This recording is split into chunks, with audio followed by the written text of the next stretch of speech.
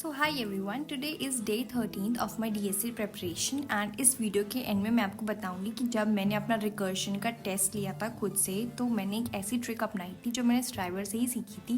And यार यकीन नहीं करोगे यार कि जो क्वेश्चन मुझे लगता था मुझे आता है और लेकिन वो सही में मुझे नहीं आता था, और जो ट्रिक मैंने यूज़ करी वो क्वेश्चन बहुत आसानी से एक ही गो में वो क्वेश्चन सारे हो गए थे। तो वो मैं एंड में बताऊँगी। तो मैं बता दूँ आज के दिन स्टेप 3 DSA शीट से स्टार्ट हो गया स्ट्राइवर से। तो एरेब के 4 क्वेश्चंस मैंने स्टार्ट करें फर्स्ट वीडियो में। तो पहली बात तो मैं कर रही हूँ DSA शीट जो है स्ट्राइवर की। तो जो भी मेरे चैनल पे न्यू है, so let me tell you, मैं अपनी DSA की जर्नी को रिकॉर्ड कर रही हूँ, डॉक्यूमेंट कर रही हूँ। And if you want you can also start with me and we can study together. So regularly videos से आपको मोटिवेशन में भी मिलेगा। And people who are regularly studying DSA with me, they are quite active and they also comment so that I also get to know that yeah these guys are studying with me.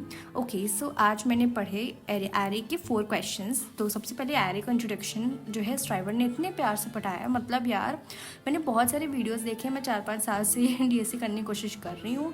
But यार जिस तरीके से striver questions लगाते हैं यार, topics को explain करते हैं, मतलब ये कोई स्पॉन्सर्ड वीडियो नहीं है, बट टू बी ऑनेस्ट सारे क्वेश्चंस, सारे जो लॉजिक्स होते हैं वो मतलब कि एकदम टू द पॉइंट होते हैं। ठीक है, अब यहाँ पे एरे का इंट्रोडक्शन इन्होंने 5 to 10 मिनट्स में इतने प्यार से समझा दिया। मतलब मैंने बहुत सारे पेड कोर्सेज भी लिए हैं एंड उन्होंने एरे की ऐसी ऐसी चीज़ें, मतलब तिल का ताड़ है ना, एरे के कॉन्सेप्ट्स इतने भी मुश्किल नहीं जिस तरीके से बताया जाता है। और बच्चे क्या करते हैं, वो पढ़ते हैं वो सब और उनको लगता है अच्छा ये सारी बातें हैं। तो चलो बिना बातें करें हम देखते हैं कि एरे स्ट्राइवर ने कैसे पढ़ाया था। ऑलराइट, तो सबसे सीधी स्ट्रेट फॉरवर्ड बात ये है कि एरे डेटा स्ट्रक्चर है जो कि सिमिलर काइंड ऑफ एलिमेंट्स को स्टोर करता है, जो कि हमें पता है। एरे कंटिग्यूअस मेमोरी लोकेशन में एलिमेंट्स को स्टोर करता है, राइट।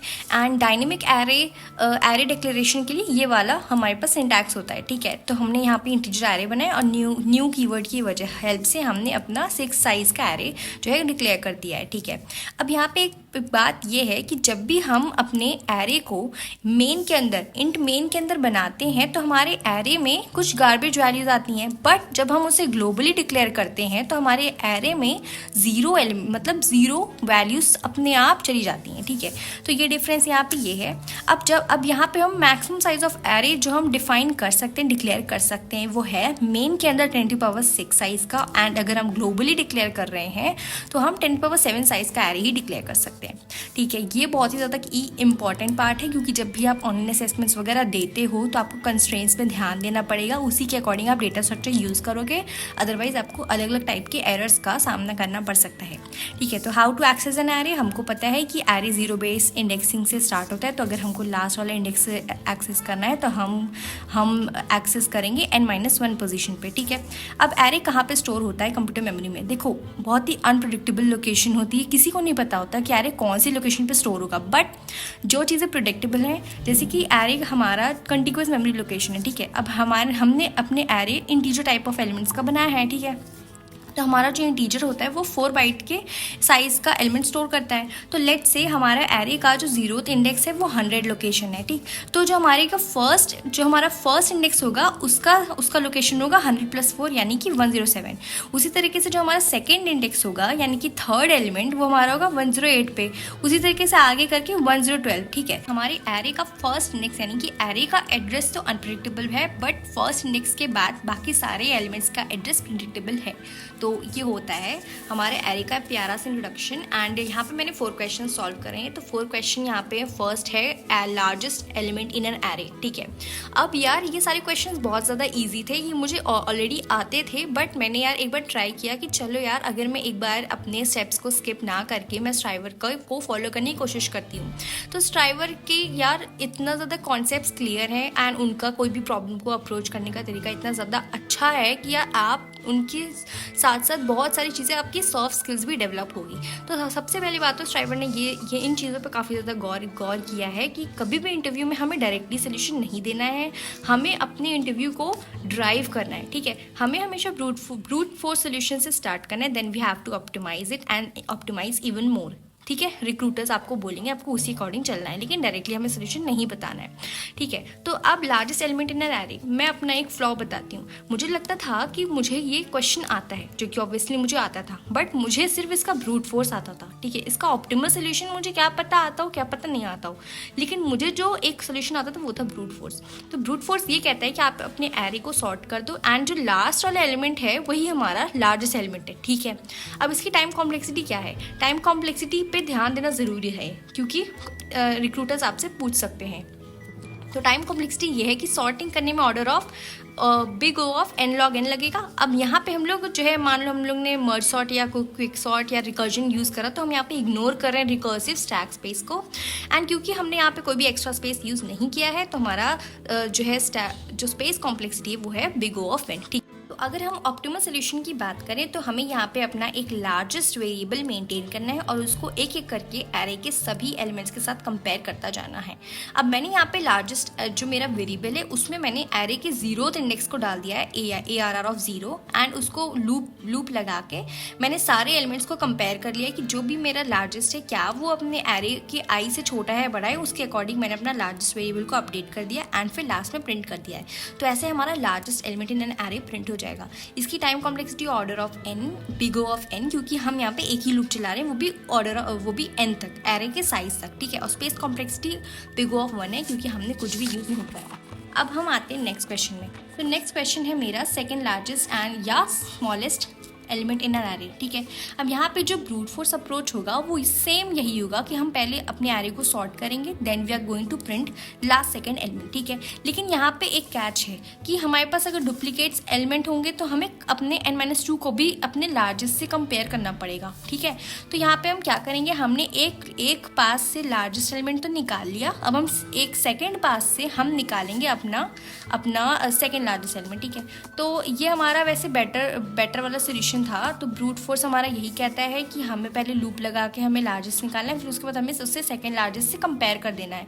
तो टाइम कॉम्प्लेक्सिटी हमारी होगी ऑर्डर ऑफ n, क्योंकि n लॉग n, क्योंकि हम इसे सॉर्ट कर रहे हैं। अब लेकिन इसका वर्स्ट केस ये है कि अगर हमारे पास सारे एलिमेंट सेम है तब भी हमारी ये टाइम कॉम्प्लेक्सिटी आएगी, क्योंकि हमारे पास सारे एलिमेंट्स तो सेम ही है ना, ठीक है। अब हम यहाँ पे बेटर सोल्यूशन की बात करते हैं। तो बेटर सोल्यूशन ये है कि पहली बात तो हम एक लार्जेस्ट वेरिएबल निकाल लेंगे, ठीक है। हम यहाँ पे 2 बार लूप चलाएंगे। फर्स्ट पास में हमने लार्जेस्ट एलिमेंट निकाल लिया है और सेकंड पास में हमने सेकंड लार्जेस्ट निकाल लिया है। अब देखो यहाँ पे जब भी कोई टाइम कॉम्प्लेक्सिटी आपसे पूछेगा तो आपको ऐसे बताना है, आपको ऑर्डर ऑफ n नहीं बताना है। यहाँ पे क्या चल रहा है, हमें इसे ऐसे बताना है कि फर्स्ट पास में हमारा ऑर्डर ऑफ n यूज हुआ है, और मतलब order of big O of n time complexity, second pass में हमारी बिग ओ ऑफ n। तो अगर हम दोनों टाइम कॉम्प्लेक्सिटी को प्लस करेंगे तो हमारा होगा बिग ओ ऑफ 2n, ठीक है। तो हमें ये टाइम कॉम्प्लेक्सिटी बतानी है, इंटरव्यू को डायरेक्ट ये नहीं बताना है, हमें हर एक डिटेल्स पे फोकस करना है, अदरवाइज रिक्रूटर विल थिंक। देखो यार, कभी भी जो है स्ट्राइवर ने बताया है कि अगर आपको इंटरव्यू में स्टैंड आउट करना है बाकी इंटरव्यूई से, तो आपको अपने अप्रोच को अलग दिखाना होगा, यूनिक वे में। तो इसलिए आपको डिटेल्स पे ज़्यादा ध्यान देना है, ठीक है। अब इसका ऑप्टिमल अप्रोच क्या है, हमने लार्जेस्ट और स्मॉलेस्ट और सेकंड लार्जेस्ट दोनों वेरिएबल को मेंटेन करा है, ठीक है। लार्जेस्ट तो हमने अपना फर्स्ट इंडेक्स ले लिया, बट हमने सेकंड लार्जेस्ट को -1 ले लिया। अब यहाँ पे भी एक कैच है, अगर आपकी एरे में नेगेटिव नंबर्स हैं तो आप इसको इंटीजर मिनिमम वैल्यू भी दे सकते हो। अब ठीक है, अब यहाँ पे हम मेंटेन करेंगे, हमारा लार्जेस्ट हमारा 0th पोजीशन और एस लार्जेस्ट हमारा 1 है, ठीक है। तो हम ऐसे करके यहाँ पे मैनेज करते जाएंगे। तो हम फर्स्ट इंडेक्स से स्टार्ट करेंगे और फिर चेक करते जाएंगे। अगर हमारा लार्जेस्ट एलिमेंट निकल आता है तो हम लार्जेस्ट को अपडेट करेंगे और फिर सेकंड लार्जेस्ट में लार्जेस्ट की वैल्यू डाल देंगे, ठीक है। अब यहाँ पे एक पास में हम लोग को फर्स्ट लार्जेस्ट और सेकंड लार्जेस्ट दोनों ही मिल गया है, ठीक है। तो ये हमारा कोड है और यहाँ पे हम ये वाला क्वेश्चन सॉल्व कर लेते हैं।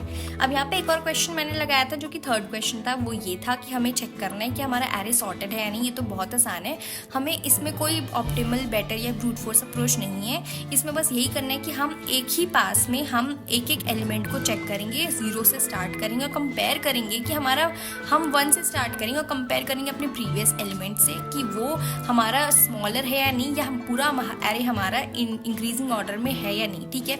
अब इसका कोड भी बहुत ही ईजी है। अब यहाँ पे अगर हमारा सब कुछ सही रहता है तो हम लास्ट में ट्रू रिटर्न कर देंगे, और अगर ऐसा नहीं होता है तो हम फॉल्स रिटर्न कर देंगे।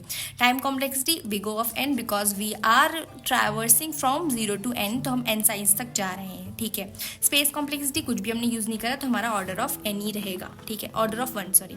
अब हम यहाँ पे रिमूव करना है डुप्लीकेट्स फ्रॉम सॉर्टेड एरे। तो अगर इसकी ब्रूट फोर्स अप्रोच बात करें तो यूनिक एलिमेंट्स हमें यहाँ पे फाइंड करना है, ठीक है। तो यूनिक एलिमेंट से हमें डेटा स्ट्रक्चर याद आता है डेट सेट, ठीक है।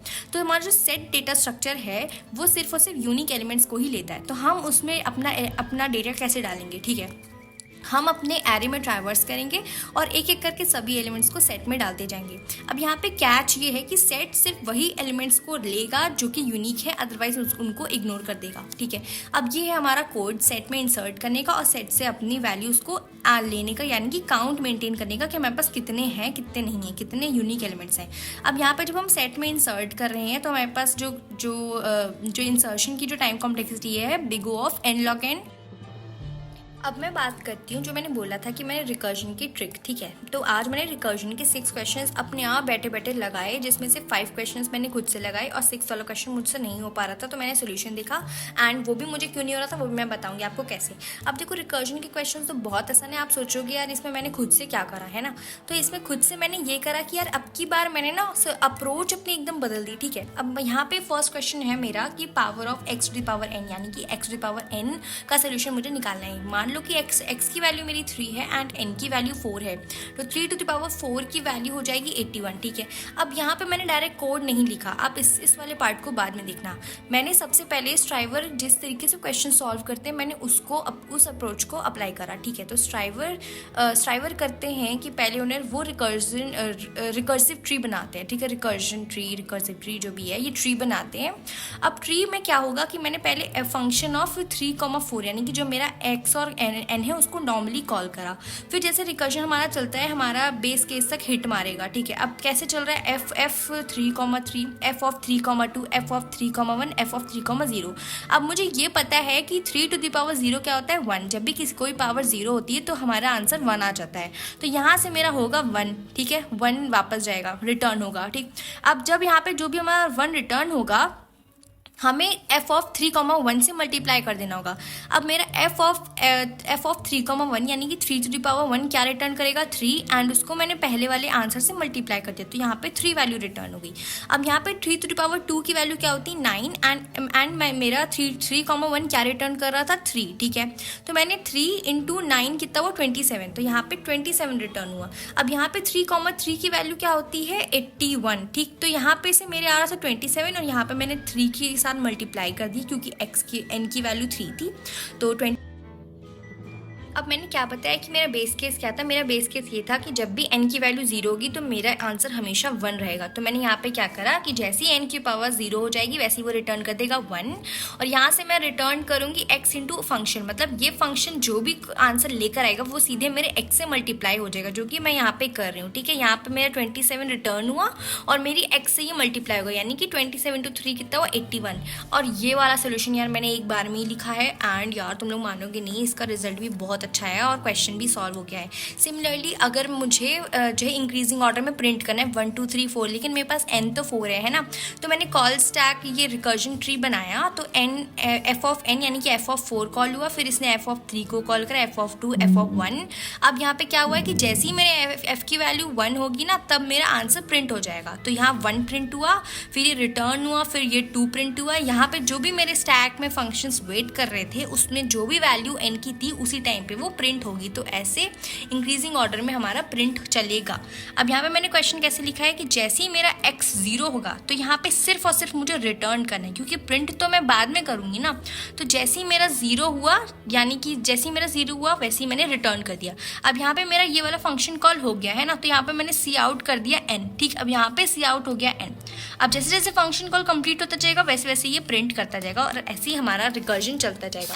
अब मैं बाकी के अपने नोट्स दिखाती हूँ मैंने किस तरीके से बनाया है। थोड़ी सी बहुत ज़्यादा रफ है, लेकिन आप लोग समझ जाओ कि यार मैं क्या करने की कोशिश कर रही थी।